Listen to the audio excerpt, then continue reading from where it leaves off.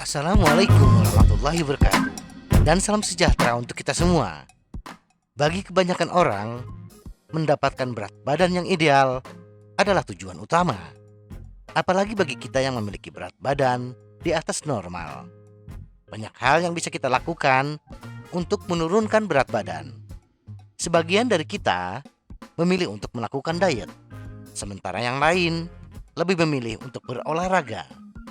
Namun, menggabungkan keduanya adalah pendekatan yang paling efektif untuk menurunkan berat badan. Para ahli menganjurkan agar kita menggabungkan berolahraga secara teratur dengan diet seimbang untuk menurunkan berat badan secara efektif.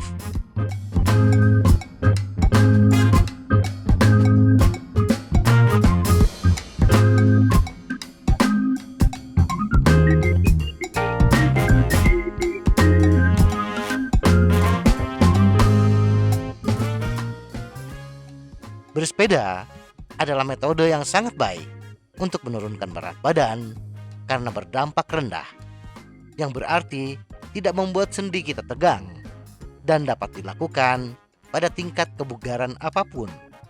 Berputar di dalam ruangan, bersepeda di luar ruangan, dan bersepeda gunung hanyalah beberapa cara untuk bersepeda.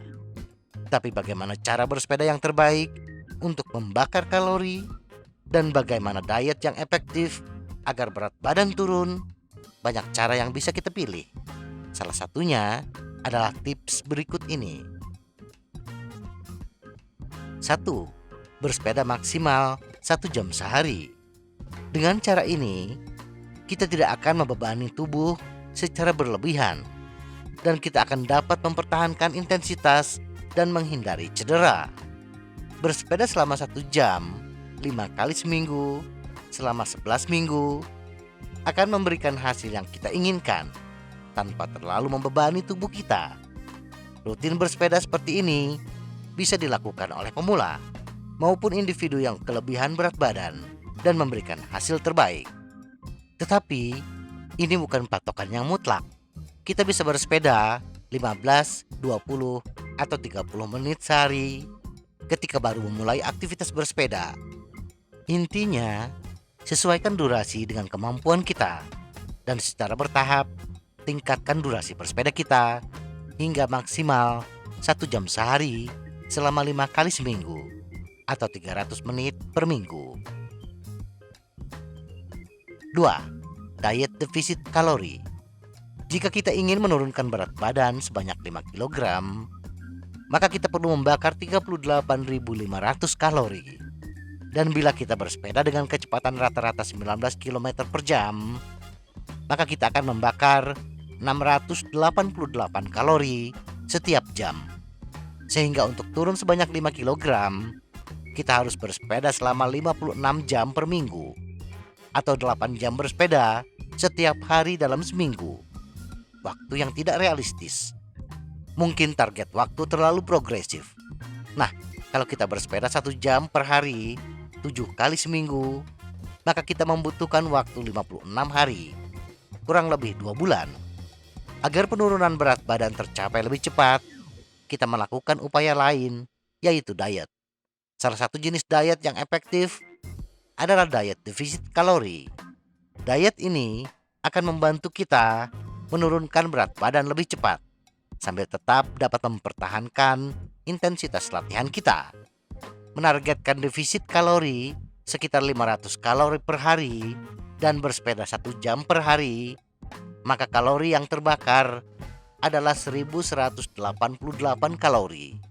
Dan untuk menurunkan berat badan sebanyak 5 kg, kita butuh bersepeda sebanyak 32,41 hari atau kurang lebih 1 bulan. Namun, jangan menargetkan defisit kalori lebih dari 500 kalori. Betul sih, penurunan berat badan bisa menjadi lebih cepat. Tetapi defisit kalori yang lebih dari 500 kalori akan membuat kita tidak memiliki energi untuk menyelesaikan kegiatan bersepeda. 3. Tingkatkan intensitas kita. Kalau kita merasa 32 hari itu terlalu lama, kita bisa mempersingkat waktu dengan cara menaikkan intensitas bersepeda. Semakin cepat laju sepeda kita, semakin banyak kalori yang akan kita bakar. Begitulah teorinya. Mengetahui tingkat intensitas bersepeda kita bisa didapatkan dengan mengakses data detak jantung kita.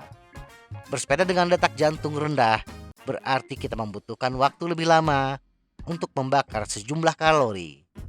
Kelemahan data detak jantung adalah naiknya detak jantung tidak hanya dipengaruhi oleh proses pembakaran kalori, tetapi bisa dipengaruhi oleh faktor non-fisik seperti stres atau kurang tidur.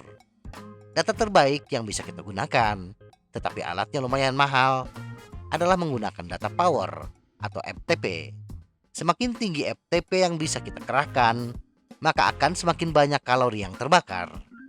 Namun, bersepeda dengan kecepatan tinggi untuk rentang waktu yang lama dan jarak yang jauh bisa jadi menantang.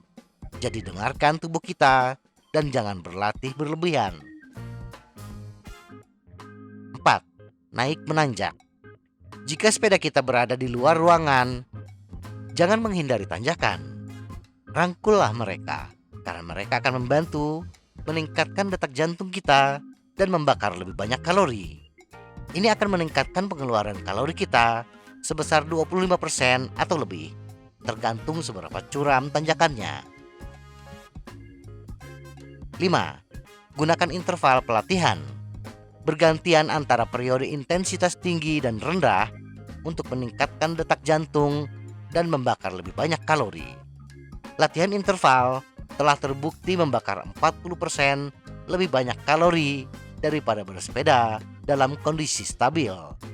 Tetapi, hanya gunakan latihan interval 3 kali seminggu dengan 1 hari istirahat di antaranya. Pelatihan HIIT akan lebih mudah dilakukan bila menggunakan sepeda statis. Saat kita berkendara di luar, tidak selalu mungkin melakukan interval dengan sukses. 6. Tambahkan resistensi. Jika kita menggunakan sepeda statis, tambahkan resistensi untuk membuatnya lebih menantang dan membuat kaki dan jantung kita bekerja. Resistensi adalah hal yang meningkatkan laju latihan kita dan membakar kalori. Dengan menambahkan resistensi, kita mempersulit kaki kita untuk menggerakkan pedal. Di awal, meningkatnya resistensi memang akan terasa berat. Tetapi lama-kelamaan, tubuh akan beradaptasi dan resistensi yang lebih berat tersebut akan menjadi hal yang wajar bagi kita. 7. Tingkatkan waktu kita setiap minggu. Setelah kita bersepeda secara teratur, kita akan dapat dengan cepat menambah waktu bersepeda kita. Misalkan kita memiliki aktivitas rutin atau disibukkan dengan pekerjaan, maka akan lebih bagus bila kita berencana untuk bersepeda jarak jauh di akhir pekan. Ini akan meningkatkan waktu kita di sepeda dan memperbanyak kalori yang terbakar. Perjalanan sepeda jarak jauh yang bagus adalah antara 1 hingga 2 jam. Demikian pula, tambahkan 5 menit ke perjalanan harian setiap minggu. Dan pada minggu ke-6, kita akan bersepeda 1 jam 25 menit. Semakin dekat dengan tujuan kita. Semoga informasi ini bermanfaat. Tetap sehat, salam goes.